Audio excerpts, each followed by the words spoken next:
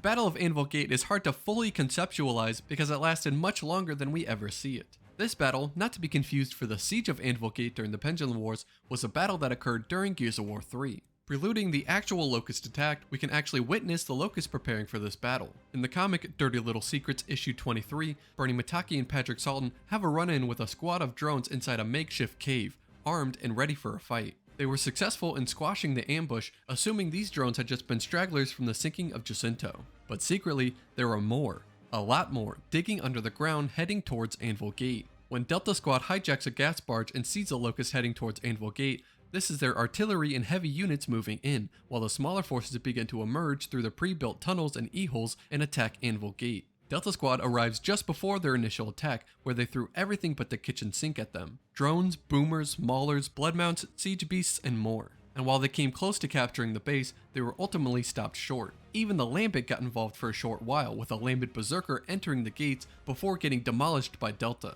So while Delta Squad may leave in the morning, the battle continues later that day as seen in Gears of War 4. But this time, a far more heavy presence is seen. Now the COG has to face Brumaks and Corpsers mixed into the fight, and the landscape has gone from a lush, green forest to a fiery, barren wasteland rotted with bodies. But the battle ultimately ended when the emulsion countermeasure went off, instantly halting the Locust attack as they crumpled to the ground. Anvil Gate had once again bested overwhelming odds, and Hoffman smiled at his glorious victory. Can't help noticing you haven't insisted on coming along, Colonel. I didn't surrender this town in the last war, and I'll be damned if I'm going to abandon it to a bunch of glowy grubs now.